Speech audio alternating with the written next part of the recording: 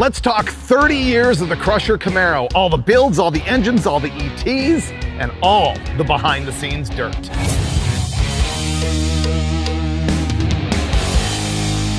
This time it's 30 years of the Crusher Camaro, the car that you know from Hot Rod Magazine and from Roadkill TV and a bunch of other TV shows. I'm going to give you the behind-the-scenes look at things. We're going to talk about the 8 phases of the car, the 8 different engines that's been in it, and all of the quarter-mile ETs along the way. Before we get started, let's talk about the origins of this car and why it's called the Crusher.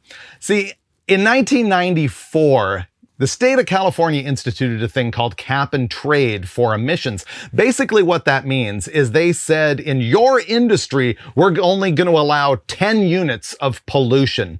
So if you were a company that was making 1.5 units of pollution, you had to find a way to buy a certificate or permission to have another half of a unit of pollution from another company so that you could pollute 1.5. Get it? Clear as mud. Well, Chevron and Unocal figured out that instead of going to other companies in the trade in order to get those smog credits, they could talk the government into crushing old cars, assuming that those old cars were polluting and therefore getting a smog credit to take them off the road. In other words, they crush a car, they're allowed to make more emissions. Now, when this came up, I was a staff editor on Hot Rod Magazine, and I thought it was completely bogus. So I pitched a story on how we would go buy a car that was about to be crushed, and we would turn it into a project car. And as it turned out, it turned into a really good story about how this whole program was bogus. On day one, Rob Canan and I went down to Ecology Auto Parts in Wilmington, California, where they were collecting the cars to be crushed. And it's now a pick your part. The place is still there. If you look at this photo, you can see that in the upper right-hand corner, there's a parking lot, and there's a couple straight rows of cars, and there's one at an angle. There was a bunch of cars that were parked in the straight row that we were considering buying. They were crushing them for $700. And so people were bringing their cars in. They were dying to get $700 for them. It was totally bogus because even though the program required that the car be registered for 2 years prior to being crushed, there was a bunch of that was just not going on. We saw a guy cobbled together this 49 or 50 Plymouth, and it was barely running when he brought it in the door. And they were going to crush that, and they were going to get their smog credit. Anyway, I'm standing there looking at a Maverick and I think a 4-door Galaxy and that old Plymouth. And at that angled driveway, I see in the distance a 67 Camaro pulling in. I absolutely started trucking for it. And I got there and I remember I said to the guy, "Are you handing this in to be crushed?" And he said, "Well, yeah, I am." And I said, "Will you take $700 from me instead?" And he was a little bit leery. He didn't understand what was going on, but I explained to him the Hot Rod Magazine thing, and he was stoked on it. He was the original owner of the car. He wanted to hand it down to his son. His son wanted a Nissan pickup truck instead. His wife didn't want people coming to the house to look at the car for sale, so he decided that the best plan of action was to crush this thing. Fortunately, we got it instead. Here's what the Crusher Camaro looked like on the day we got it. Once again, it's a 67 model year. It was a factory 230 inline 6. It had a power glide in it, and this guy had just basically maintained the thing. And so the interior was pretty good. The front seats had been recovered poorly, but aside from that, it was pretty nice. You can see in the photo that it had a little bit of dents, a little bit of rust, nothing that you would consider bad by today's standards at all. And check out this color photo of it. It's a rare color image. The car had been painted by Earl Scheib, which was a low buck paint operation. And I think it might have only been in Southern California, maybe not. But this color was signature Scheib. It was just so gross. People often ask me about what the original color is for the Crusher Camaro, and it's this. Granada Gold. And the car in this photo just happens to be the very first production Camaro ever made. It's part of the GM Heritage Collection. So that was the beginnings of the Crusher Camaro. The thing that we did is we took it to a Chevron station immediately down the street from the junkyard, and we had the thing sniffed in a smog inspection, passed with flying colors up to like 1970s standards or something like that. And I think It got 26 miles to the gallon. I wrote a story about this in the March 1994 issue of Hot Rod Magazine, which was the introduction of the Crusher Camaro to the world. And I told this whole story, and I said, you know what? This law is bogus. And of course, hot rodders dug this because hot rodders want to be sort of, against the man and all that stuff. It was a big hit. However, right around that time, I stopped being on the staff of Hot Rod. I was promoted to be the editor of Peterson's Four-Wheel and Off-Road magazine. And so the whole project of the Crusher Camaro got handed off to Rob Canaan.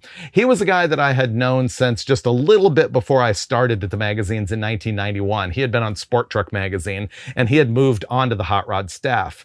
So he took the bullet of having to carry out the execution of the car that I had schemed in my head. In the photo, he's sitting there with the seats out of the Crusher, and you can see that they've got that houndstooth pattern in them. That's actually a 1968 design, but I thought it was a really good call on Rob's part to do that just because those seats are way cooler.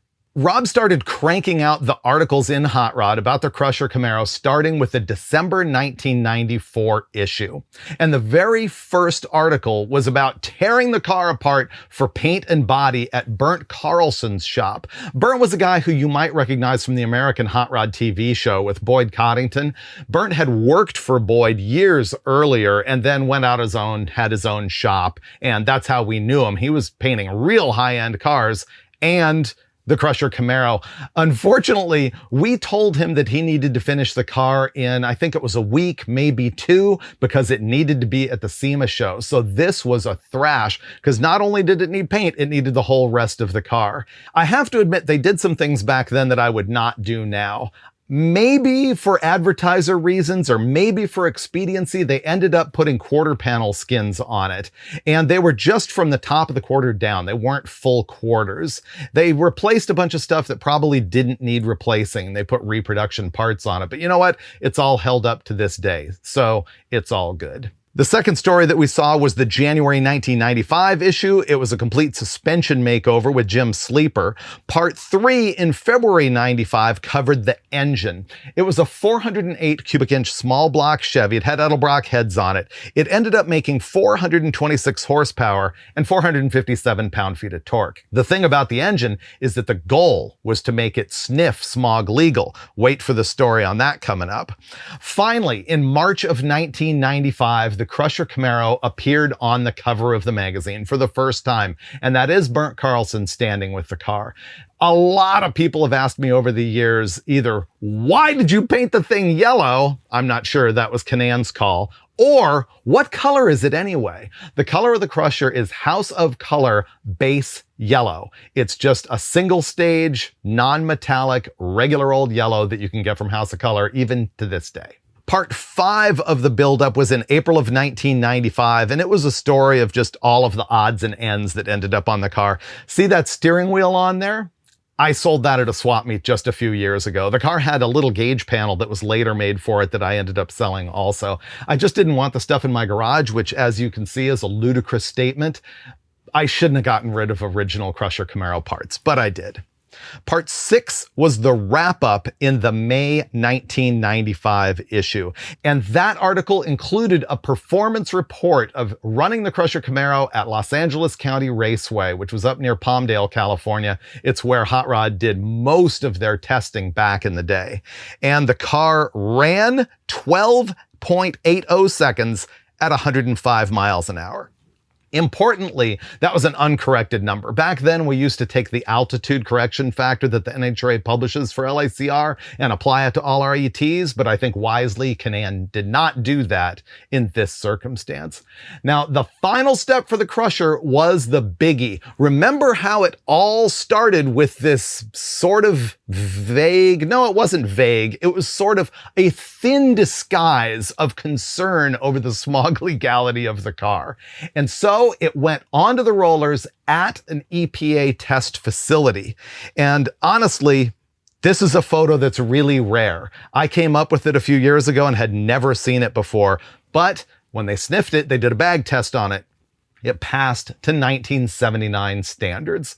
And the last time that you saw the Crusher Camaro in the first phase of its existence was a little update in the magazine that talked about how it went on Power Tour. And I put the very first chip in the paint on Power Tour. Rob was driving. I was in the passenger side. I had my camera shooting another car. I had a tripod mount on the bottom of it. He hit a bump and it went boonk and took a big, not big chip, an 1/8 inch around chip off the top of the door. That's of course still there now. One of the most well-known photos of the Crusher is one that I really dig. Tony Martinez out at Pick Your Part in Sun Valley. He was actually running the yard called Memory Lane for classic cars, but he got us into Pick Your Part and that stack of crushed cars, a whole wall of them. And I think it was probably Rob who shot this photo. So there's the very first look on this thing. You can see that it's got a hardwood fiberglass hood. It's a little bit of a cowl. It's just a short one. It had original centerline Convo Pros on it, skinnies in the front, and I think 15 by 8.5s in the back. You can see that it had those old Mickey Thompson Sportsmans on the back and skinnies on the front. It was, of course, that House of Colors yellow. I think in this phase, it sat a little too low in the nose for my taste, but nonetheless, a street machine icon was born. And here's the big secret behind phase 1 of the car. As a matter of fact, it's not a huge secret because we printed it in the magazine. It was going to be a giveaway car. We were going to have a sweepstakes and give it over to a reader. I don't know how they were going to do that, a subscriber contest or something like that. But right in the middle of the buildup, management put the kibosh on that. The reason is, at the time, the magazines were giving away a lot of vehicles. When I was the editor of 4 Wheel and Off-Road, we had one that we had given away. And we had legal trouble almost every single time. The one that I recall in particular was a heavily modified truck. And when it was delivered to the winner, who was a professional contest enterer, she didn't want the thing. She said it was completely illegal. It drove terrible. I think it was on 44-inch tires. It was all lifted and everything. We ended up having to buy her a new truck and cut her a check for the value of all of the aftermarket parts on the truck. Another time, a vehicle didn't have a certain little modification that was described in the magazine that didn't happen, and we had to pay to have that done. Another time, there was a different exhaust system on a truck that we gave away than what was said in the magazine. So management just had enough and they said, no, we're not going to give it away. And thank goodness, because the Crusher Camaro has survived for 30 years. Now it's the story of phase 2 of the Crusher Camaro, and I call this the 632 years. Let's look at a little bit of staffing timeline first. In 2001, I became the editor-in-chief of Hot Rod Magazine. Previously, Ro McGonigal had been the editor, and he was still the editor underneath me. And in the late 90s, he had begun a build on the Crusher Camaro. He sent it out to some friends in other states, and it was sort of slowly in progress. As a matter of fact, the distance of time between the last story on it in 1995 and when it showed up again was 8 years. The first story that appeared in phase 2 was called Big Bullet. It was in March 2003, and it described the buildup of a 632 cubic inch tall deck big block Chevy that was all aluminum. It used one of those old trick flow blocks that they don't make anymore. And I remember at the time looking at it going, this thing only makes 750 horsepower. It's a 632. At this distance, I have more appreciation for the fact that they were trying to build it as a tamer, more low-end, streetable engine. Because, you know, you can make 900 to 1,000 with a 632 on pump gas, really without even trying. But that's not what they were shooting for, and I now understand that. The engine was built by Kevin Thompson at Hot Rod Solutions in Memphis. And before that, Ro had sent the car out to Competition Motorsports in Chicago. That's Larry Wolniak. And he put in the roll bar and the subframe connectors and mini-tubbed it and did some things like that. Then it showed up on the May 2003 cover of Hot Rod Magazine. That's the second cover for the Crusher Camaro. And notice that it says suspension that works. Well, I'm here to tell you, it absolutely did not, at least not for the intended purpose. Look at the weird mismatch of slapper bars and 17-inch wheels. It was like a pro touring car with a drag race suspension with manual steering and manual brakes. It did have 4-wheel discs on it. The rear ones are still in the car, and he had also put a Ford 9-inch in the back. So a lot of good work was done to the thing, but it was a mismatch for that pro touring looking cover. It was just an illustration of what a handling car could look like, but it actually wasn't. Next, in May 2003 was a story called Hammer Shot, and that's the one that covered the EFI tuning. I forgot it also had electronic fuel injection on that. And here's a photo where you can really see the slapper bars dangling underneath the car. And you know what? It had giant headers on it with, I think, Borla collector mufflers or giant merge collectors. And man, was it low and dragged the ground a lot. By October of 2003, Ro McGonigal was off the masthead of Hot Rod Magazine. I think that at that point he went to become the editor of Chevy High Performance Magazine, and he took that Crusher 632 aluminum big block with him. Last I knew, it was in a Chevelle somewhere. I don't really have details on that. And now the car just sat with no engine in it. And at this point, it is 9 years into being a project car. The next thing I should really clarify here is that this whole time, the Crusher has been owned by the publishing company. I can't remember what the name of the company was that owned us at that point because it went through Peterson, EMAP, Source Interlink, 10. There was a whole bunch of them. The thing that was sort of consistent throughout all those companies is that they changed their opinion as they went about whether the company should keep all the project vehicles or whether they should get rid of them. And there was a moment in time where they wanted to get rid of all of them, and they were going to auction them to employees. And I knew that the Crusher Camaro was there, and Rob Kinnan no longer worked at the publishing company, and it had been my idea way back in 1994, so I decided that I had to have the car. I wrote a memo at that time offering $6,155.55 for the car. A strange number. I guess I was sort of playing the over and under rule, trying to nail somebody else by like 5 cents, but the fact of the matter is, other guys were pretty much encouraged not to bid on the car. And so I ended up with it for $6,155.55. A deal even at the time. Wasn't $700, but it was a good deal nonetheless. The condition of the car was pretty eroded at the point that it came into my ownership. You look at the interior of it, you can see that it's got EFI wiring just dangling everywhere. The dash is all torn apart. Hanging there, you can see that gauge panel that I told you about on the passenger side that I ended up selling just 2 or 3 years ago. So that was trashed. Under the hood, it was a filthy mess. The transmission was held up by bungee cords. It was a Turbo 400, by the way. It drove me nuts that the MSD box over above the heater box was upside down. I don't know why. That just really bothered me. You can see it's still got its manual steering in it. Overall, the car was just a filthy mess. And so all I really did is roll it outside, vacuum it out, and start washing it and cleaning it up. But then something else happened that was going to change the course of my career.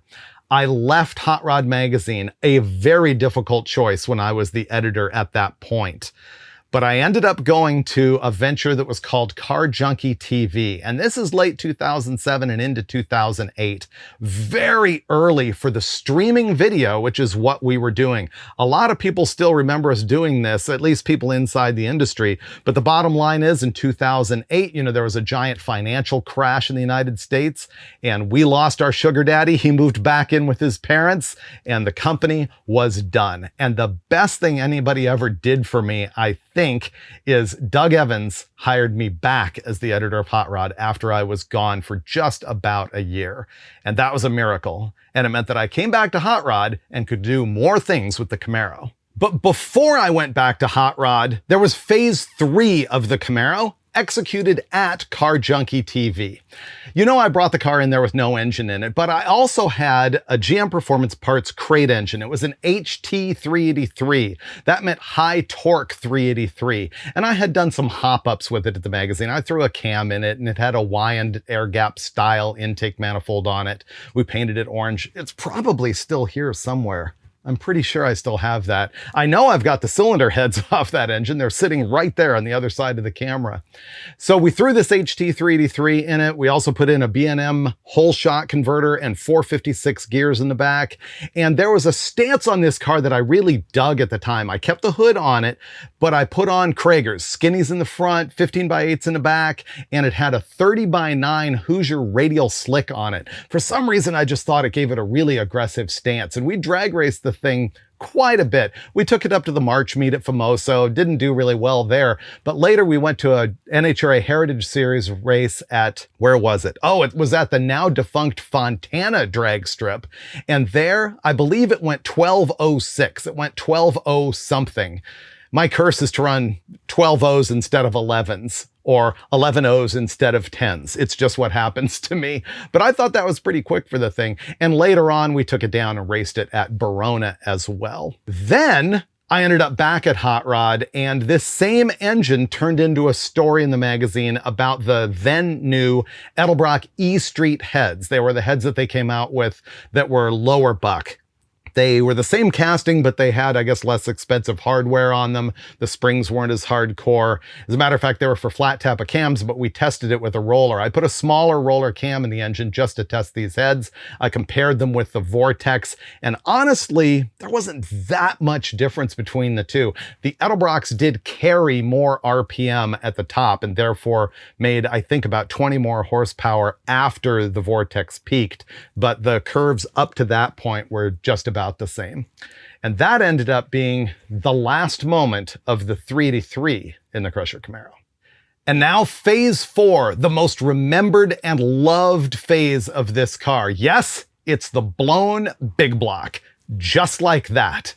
And you know what? I brought these t-shirts back just for this video. You can get them in my store right now. The link is in the description. Do it, because I'm probably not going to have these forever because the car doesn't look like this anymore, but people do love it. So stock up. The car, with its blown big block phase, first appeared on the December 2009 cover of Hot Rod magazine. And you know what? I hated this cover, and it's because of the girl. She's so incongruous to the scene. At the time, the publishing company was telling us you have to put women on the cover. It sells magazines on the newsstand, which is interesting because a few years later, they told us you may not have women on the cover. We're exploiting them. Don't do it. I wish that rule had been in place at this point because, man, I just wanted to see the glorious Camaro. Something wrong with me? I don't think so. We began the whole transition into a 70s or 80s street machine by removing the 383 from the Crusher. That engine ended up going in Chad's 66 Impala station wagon, and after a few years I lost track of it. I don't ever know what happened to it. I started with a blown big block that I had been using as a dyno mule in the pages of the magazine. It was blue at that point. It was really tame. I had done intake manifold testing, camshaft testing. It had oval port heads, little tiny camshaft, but we put the supercharger on it, and I think at 7 pounds it made 700 horsepower, but I ran the thing forever at 5 pounds and it made, I think, 650 horsepower. Doesn't matter that it was low powered. I dressed the thing up and it looked great. I took some of that body filler that has metal embedded in it, and I used that to take the engraved names off the ends of the cylinder heads so that they would look a little bit more retro. And I painted the aluminum heads red, and I put on those awesome Moroso gold anodized valve covers. At the time, you could still buy those brand new. You can't anymore. I still have the set of them in here somewhere. And of course, we had the supercharger, Wyand 871. The thing just looked so good. I feel that I nailed it. And when we put it in the car, I think this is the cleanest, best looking, most well-executed engine compartment I've ever had, with the exception of probably the F-Bomb Camaro and its twin turbos. But I didn't do that one. I did this one, and I fell absolutely in love with it. Thing is, I thought the car probably needed a hood, and we went on Craigslist, which I guess was fairly new then, and like that, in our neighborhood, came up with a Camaro hood for $100. It was a steel hood. I didn't have time to get a fiberglass one, and we cut the hole in it, and John McGann, who is now the editor of Hot Rod magazine, painted it for me and did a killer color match. The thing is, We ended up taking the hood on and off the car. Wes Allison took a great photo of it, and we would take the hood off and put it back on. Take the hood off, put it back on, so that we had the same photo. And I looked at it, and while it was cool with the hood on, I just couldn't cover up the blown big block. It looked so awesome, and I thought it was 70s to have no hood. I still have the hood with the hole cut in it, and maybe I'll use it at some point in the future, but in this phase of the car, it virtually never appeared with the hole in the hood. We also ran velocity stacks on it that day, which looked fantastic, but they didn't have air filters in them, and I didn't want to destroy the blower, and so I ended up putting the big mailbox hood scoop on it later. I've got a photo of that coming up. I also did an interior makeover, once again, shooting for that 70s or early 80s look. I put a Grant 3-spoke steering wheel on it. If you look in the dash, you can see how I removed the instrument panel, took the gauges out, covered them with sheet metal that was painted black, put it back in, and I had nothing but an Autometer Sport Comp tack. It looked awesome. Another thing that we did the day that we were shooting the story on this for the magazine was changed up a whole bunch of wheels. This Wes Allison photo with the smoke in the background's neat, and the dish mags are pretty great. But if you look at that front one, you can see that it has too shallow a back spacing. It sticks out too much. You couldn't even steer the car with them on there.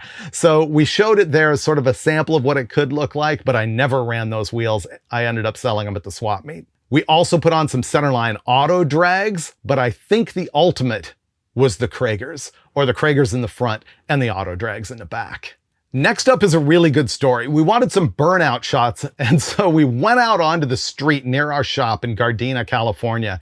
And this is a Sunday afternoon. No one is around. The car is uncorked, and I did a flaming awesome burnout across the street, once again captured by Wes Allison, and through the smoke behind me, I saw the lights going off. It was the police. Now, Wes and John McGann hopped in their car and took off. They left me dangling in the breeze. I get pulled over, and the guy walks up to me and he says, "License and registration." Like, "Don't have that with me, officer." And I said, "My wallet's back in the shop and it's not registered." He said, "How about insurance?" I'm like, "No, not insured." These days, I always drive with insurance, but back then, no. And it had no exhaust system on it. He knew that. And he ended up kicking it around. He's like, "What do you expect me to do with this?" He's like, "I could take you to jail." Oh, I forgot about this. The first thing he said to me when he walked up with it was, "You're losing this car and you're going to jail." That was the first words out of his mouth. But at the end, he said to me, "What do you expect me to do with this?" And I said, "Tell you what, officer, I will turn this thing around. I will park it in my shop that is less than half a block away, and you will never see it again." And he said to me, "Right answer, get out of here." And so I got away with it. At this point, we're in the very inklings of the beginning of my Roadkill show. Mike Finnegan was working for me at Hot Rod Magazine, and the company was at a time where they wanted more videos on hotrod.com. And so we started to make some shows just sort of with no budget on the side. And one of them was a road trip in the Camaro with the blown big block from LA out to Arizona to go to the Scottsdale cruise night. And this turned into very much a roadkill, and also a story for Hot Rod Magazine. And interestingly, that story was called Roadkill, 2 words. And this is a few years before the TV show actually started, so that was kind of interesting. You can see in this photo in the magazine that it was in Arizona with all the cactus and everything, and it looked really, really good. Also, Finnegan and I ended up doing roadside repairs, just like we've done for 13 years. We cruised past the dinosaur that's in Cabazon, California. In this photo, you can see Finnegan and Dennis Pitzenbarger, who was hosting Hot Rod Magazine Radio at the time, and also Jason Lewis, who was our shooter and editor for the videos. We had a lot of fun with him. One of my favorite pics ever of the car is this high front shot of a crowd at that Scottsdale cruise night. I think the people on the left-hand side sitting in the chairs sort of harsh the vibe a little bit, but I remember the car coming right at me and holding my camera up in the air and getting that shot with all the people around it. It was just cool. On the way home, we ended up stopping in Desert Center, California, which has since become a complete ghost town. One guy owned the whole town. He ended up dying. His kids sold it off. Now the buildings are falling in. The building that I'm parked in front of here that says Desert Center is, well, the market next to it is all falling in. It's actually really pretty sad. And down the road from there is an ancient gas station, which at the time had no graffiti on it at all. And we filmed a scene there. These days, it is covered with graffiti. I don't know what happened in the last decade where things that were left alone for 50 years are all of a sudden tagged like crazy. I can't stand it. Also around this time, Hot Rod had an affiliation with the Automobile Driving Museum down in El Segundo, California, and the Camaro was stored there. Here's a shot of it at one of those cruise nights. Of course, we couldn't have a blown big block without taking it to the drag strip. Now, at this point, it had that really tame blown big block. It had a Gearstar 4L80E in it, which was the best automatic transmission that I had had up to that point. I've had other Gearstars at this point, and they're all really good, but man, I'd never experienced the 4L80 with lockup and with the computer control. It was awesome. Out in the back, we had 350 gears in it, and so not really a drag race gear set. And we took it to Fontana for Hot Rod Unlimited Season 1, Episode 3, which you can still find streaming online. And it ran in the quarter mile 1062 at 126 miles an hour. I thought that was pretty cool for something that I had driven out there on pump gas and had the mufflers on it and everything else. Not super fast for a blown car, but just really cool. And the thing just did burnouts forever. It was neat. I think it was that day that I shot this really low front 3/4 photo. And in the background, you can see the old Kaiser steel plant that was there in Fontana. Some of those buildings are still there. It shut down in 1983. They sold a lot of the equipment machinery off to China. There's another company trying to do stuff there. But anyway, historic, cool place. And that is the photo that turned into this t-shirt, which I will remind you once again is available in my store for a limited time. The link is in the description. That was 2009. By February of 2012, the Roadkill show had started, and one of the episodes was a big road trip with the Crusher and my Super Bee from LA all the way up to Salt Lake City to try and run at the Rocky Mountain Raceway, which is now gone. On the way, we of course stopped at the Las Vegas Strip and got some great photos of the two cars cruising side by side. And we broke down and ran out of gas a lot. In this photo, the guy kneeling there isn't me. It's actually Dustin Gould, who had been with me at Car Junkie TV and was the director of Roadkill at the time. Maybe he was just a camera op, but he later became the director. And now he's the showrunner for Roadkill and Roadkill Garage and Faster with Newbern and Cotton. So that's pretty cool tie-in. This is also the episode where Finnegan was coming down the Virgin River Gorge in Arizona between Utah and Nevada, and one of the skinny front tires had a flat and shredded the centerline wheel, which I also still have in storage over there. And he ended up putting a Krager on it that he had with him. But when the wheel broke, I think it lost a bunch of lug nuts and the washers were gone. So he ended up using box end wrenches for washers. That was just one of the greatest Roadkill moments ever of roadside repairs. At this phase in the Camaro's life, I remember also loading it up on the Roadkill ramp truck, which Finnegan just recently sold. I also had it on a trailer behind the Macho Grande, which was my GMC Suburban at the time. And this last photo is inside the Hot Rod Magazine 65th anniversary car show, which was a super cool deal. We rented out the Pomona Fairgrounds, the Fairplex, and we had as many Hot Rod Magazine feature cars as we could find, and we presented them in chronological order. It was epic. In the background of this photo, you can see some of my other cars. At the far right is the Bonneville Camaro, and then there's my Super Bee, which was my very first car. After that is my 67 Impala, and at the very end is the famous 57 Chevy known as Project X that started in Popular Hot Rodding magazine and that's now with Hot Rod. The blown big block was in the Crusher for 5 years, and obviously, I like to change up this car all the time, so it was ready for something else. And this was really ambitious. What we were going to do on live streaming videos so we couldn't fail is an engine swap, removing the blown big block and installing a 427 LS7 with EFI. It was a complete Holley program, and man, it was a little bit stressful. The very first thing that needed to happen was the blown big block had to get out of the car, and we ended up taking it to Steve Schmidt Racing Engines and shipping it back home.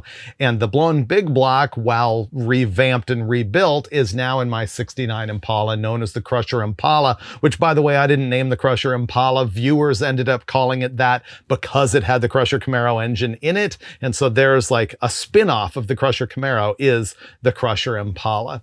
This whole adventure with the live stream began with me and our director, Travis LaBella, hopping in the company box truck loaded with gear, everything that we needed in order to execute the live stream. And we took the 10, and it was an absolute freeze out. In Texas, I couldn't believe the carnage at the side of the road. I mean, semis stuck and on their sides everywhere. It was really memorable. We ended up sleeping in the truck one night because we were somewhere where the road was closed. We slept in a gas station. Anyway, our target was Mast Motorsports, who you may know as a manufacturer of killer LS cylinder heads and parts. And we went there to pick up our engine that had been built by Horace Mast. He dynoed it himself, and it made 710 horsepower at a screaming 7,000 RPM. Really cool motor, and it looked great with the Holley tunnel ram on it. Matter of fact, I still have that sitting around here somewhere as well. Then we showed up in Indianapolis for the Performance Racing Industry Trade Show, and we mapped out our area. We had maybe 2 booth spaces worth of area to make this whole thing happen. And announcing it was my buddy Brian Loans, who is now the lead anchor for NHRA on Fox, but at the time he was doing live feeds for us. And in this photo, you see Finnegan, me, and Loans in the middle of this engine swap. And at the very last second, we fired it up and made it happen. And this was on an episode of Roadkill. And famously, we fired it up before the trade show was over. There was an official who came over who was freaking out because you're not supposed to run engines during the show. And Finnegan is winging the thing, and she's saying, "Stop, stop." And Finnegan just says, "I can't hear you," and keeps revving the thing. I remember that whole moment. The other thing I remember about the trade show is that Holley, who was the sponsor of the whole thing, made these really cool posters that showed cartoons of the Crusher Camaro before with the blown big block and after with the Tunnel Ram LS7 in it. And I actually don't have one of those posters. If you do and you want to give it up, do me a favor and email me. It's heyfreiberger@gmail.com. Maybe we can make an exchange and end up maybe with you having some merch and me having the poster. That would be pretty cool. I also remember we had little cutout posters of our dog. Do you remember the Roadkill dog that was just known as Dog? She belonged to our producer, Julia, and was like a star of the show way back then, and it was cool to have her sort of with us at the time. Her name in reality was Bika, and she's been gone for a long time now, but that was fun at the trade show. Another cool story there is after the trade show was over and we'd completed our swap, there was still some knickknacks to do to the car, and the whole place was empty, and we were working on it. And I think we needed a transcooler line, maybe. We needed some sort of braided line with a crimp on the end, and Finnegan ran over to the shop of Tony Pedregon, NHRA Funny Car Champion, and he shared a shop with his brother Cruz, and they went in there and got the hose made, which was kind of a neat aside. And subsequently, I've actually gotten to know Tony Pedregon, which is very cool. After the engine swap, we executed an episode of Roadkill where Finnegan and I drove the Crusher Camaro in the snow and rain and everything else from Indianapolis all the way back to Los Angeles. Actually, I had to drop Finnegan off halfway somewhere and he flew home, but I drove it all of the way, and that was an epic trip. And as a matter of fact, that's one of the episodes of Roadkill that Motor Trend has left on YouTube, so you can go see it even now. I'll put a link to it in the description for this video. Now, on that trip, it was wild. We took it on dirt just a little bit, but there was the snow, and we were driving it on some snow and ice tires. It looked really goofy because they were the wrong size. They were on big, I think 17-inch rally wheels. And even worse, we took the hood scoop and turned it around backwards so the engine wouldn't be sucking in a bunch of snow and rain and stuff like that. Speaking of which, on the way home, I went through Flagstaff, Arizona, and it was one of those times when Flagstaff was having a a huge blizzard. I've been through some snow in Flagstaff. This was the most memorable because I was in the Crusher Camaro. There's this photo of just all this snow streaking by, and I'm in the car just blasting. It's the worst weather the car has ever seen, and who does that in a 67 Camaro? So that was a pretty cool moment. After we got home from the road trip, we decided that the ending for the Roadkill episode needed a little something. And so we decided to go to the drag strip with the LS7 and the tunnel ram, and we went to Sacramento Raceway, which is of course now closed. Now the weather that day was subterranean, mine shaft air. It was so good, but we couldn't get the car in the nines. It went 10.07 at 134 miles an hour with Finnegan driving it. We were beating on it over and over and over, but it just wouldn't go in the nines. One of the best memories that I have of that day is it was the very last time that I worked with Ricky Best. He was working for Holly at the time, and he was a guy I'd known for a long time and who was very close to some other friends of mine. And unfortunately, he passed away after injuries from a car accident a few years later. So that was my last moment and probably, well, definitely the most memorable thing from that day. After the trip to the drag strip, the Crusher Camaro came back to the autocross for the 25th episode of Roadkill. We gathered together a whole bunch of our cars, and the gag was that we were going to see if any of them could beat a Kia Rio 5, driven by Motor Trend staffers Johnny Lieberman and Carlos Lago, and we all drove all of the cars, and those guys hopped in the Crusher Camaro, and you can see by the photos that it handled horribly. And we still had the snow and ice tires on it, so that was pretty goofy. They dug the thing. They really loved the power of it, but I can't say that the handling was good. Now we get into what I call phase 5.1 of the car. It still had the Mast Motorsports LS7 in it, but I decided to go with nitrous oxide. This time I was working with Robin Lawrence, who was at Holly at the time, and he had set me up with a fogger on the tunnel ram intake manifold, and we had a 200 shot on the thing.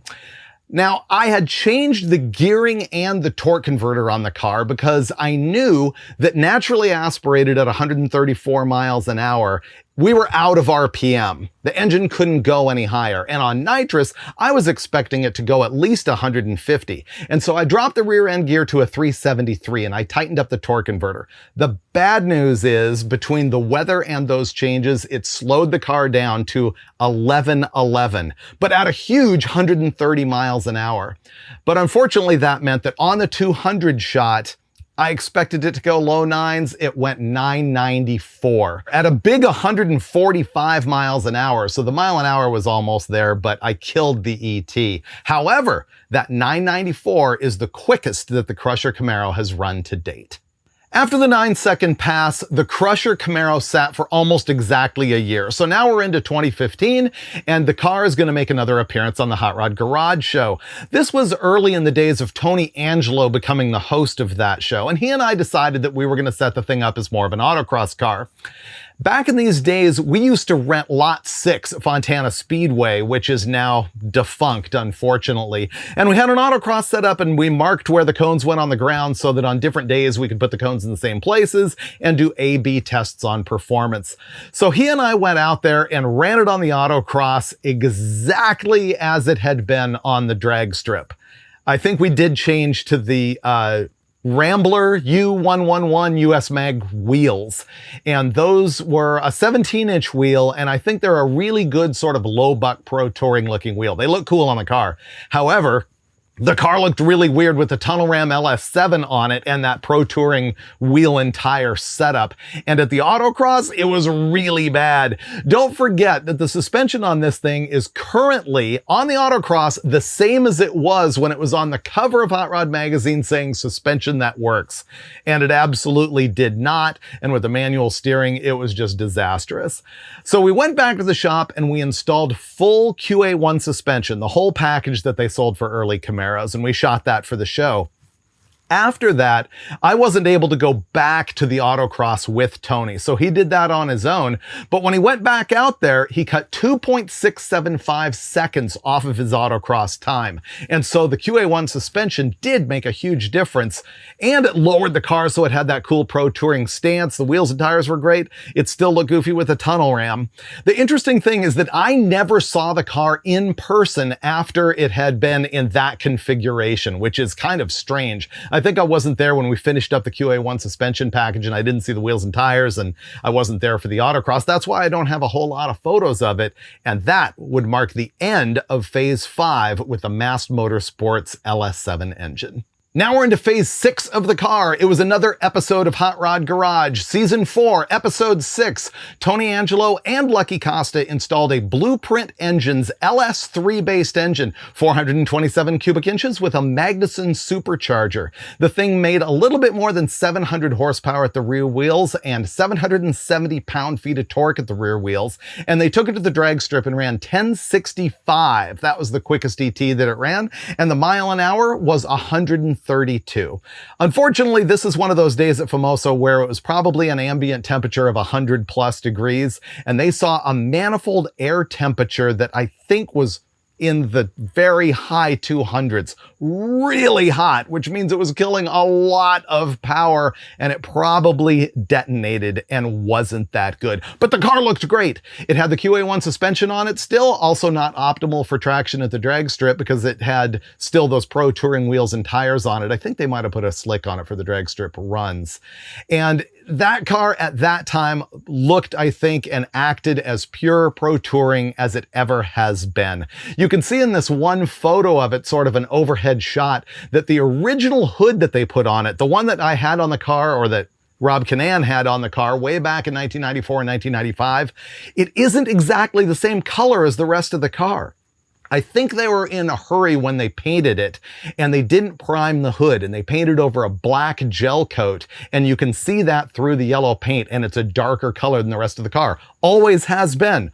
Always will be, unless I paint the thing again. And in that configuration, the Crusher Camaro went back to the SEMA show, and it was on display outside, and that was kind of the end of Phase 6.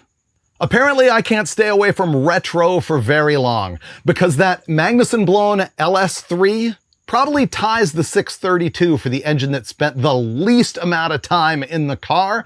We pulled it out, and on episodes of Roadkill Garage, Steve Dulcich and I turned the car into something that was inspired by the pro stock and modified production cars of the 70s. This photo of the white car shows you sort of my influence on this thing. You can see that hood scoop that's called a Grump Lump, named after Bill Grumpy Jenkins, legendary Chevrolet engine builder and pro stock racer.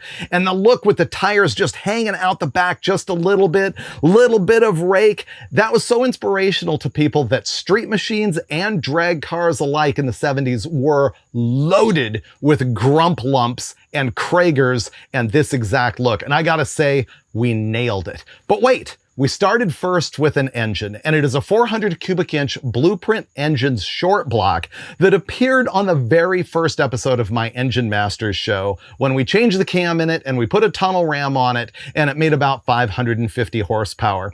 Well, Steve Dulcich and I put a lot of work into making the thing look super retro. Once again, painting the whole thing red, including the aluminum heads and the tunnel ram. And we shot those photos with the fire, and the thing just looked great on an episode of Roadkill Garage.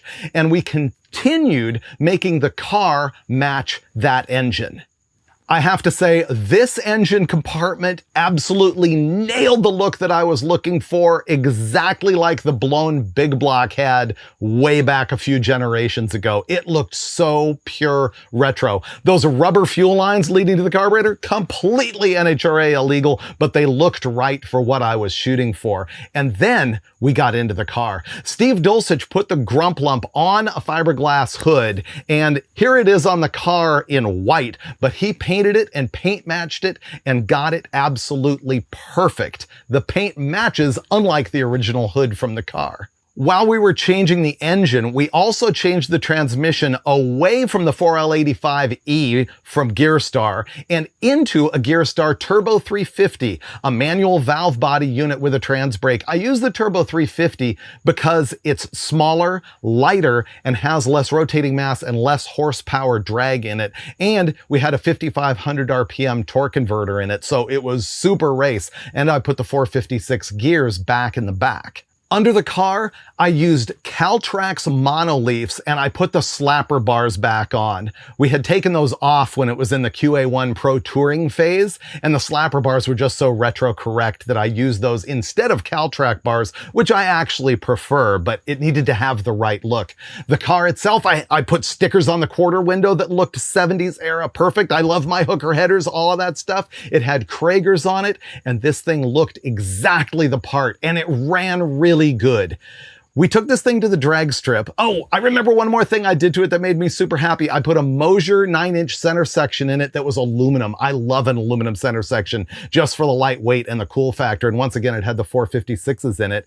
And when we went to the track, it ran 1070s at mid 120s, about 124, 125 miles an hour. And in another episode of Roadkill Garage, we worked on it in my driveway and put Willwood lightweight non-vented front disc brakes on it, just because I wanted the front end to pop up that much.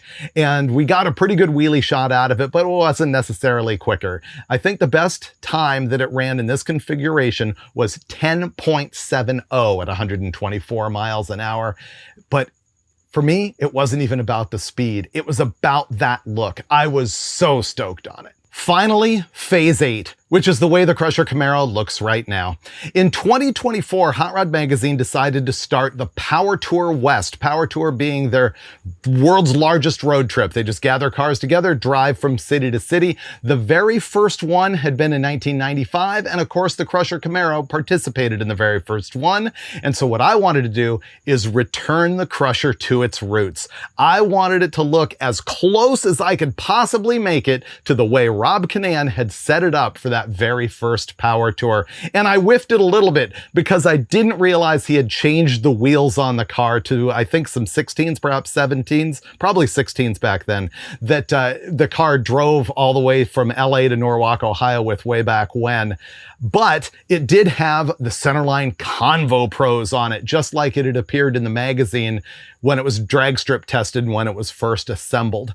So how did I change the car up? It was very much based on the prior phase. It still had the Blueprint Engines 400 cubic inch small block. I did change it to an Edelbrock Performer RPM intake manifold. I recall that that was the hot intake at the time in 1995 when we first assembled that car. I put a single 4-barrel Holley on it. I changed the valve covers. I remembered that just those die-cast aluminum valve covers were hot. The ones that you can buy today are a little bit too sharp on the edge. They needed to have more of a rounded sort of shape to them. And that's the geeky thing that I get into when I'm trying to do era correct stuff. So it wasn't quite right. I put on the blue spark plug wires because I remembered that was a thing back in the day.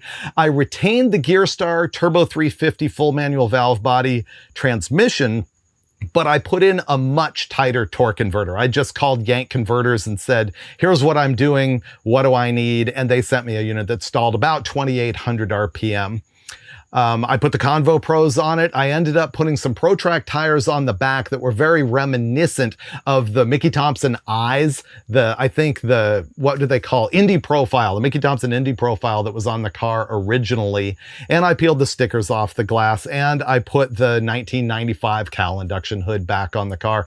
Arguably, this is a really tame look. Probably the most boring that the Crusher has ever been in this 2024 configuration, but it was very nostalgic for me. And on Hot Rod Power Tour, I was able to race it both at Las Vegas and at Pomona. You don't always get a chance to race at Pomona Drag Strip because they only really have 2 big NHRA events a year and a couple of really small things. And at the track, with a 3.5 rear gear that I had put in it. And I didn't even mention, I also have a Gear Vendors Overdrive behind that Gearstar Turbo 350. So it's a Gearstar Turbo 350, Gear Vendors Overdrive, and I had changed it to a 350 rear gear so it would fly on the highway, but also go down the drag strip at 1175 at 116.49 miles an hour. Now, the thing is, that was on a torn up drag strip. I'm going to be the bench racer who says, I know the car can go a little bit quicker. And guess what? That is the next video that you're going to see on the David Freiberger channel. I took the car, made a few other little mods on the thing, drove it up to Famosa, and we're going to drag strip test the thing again.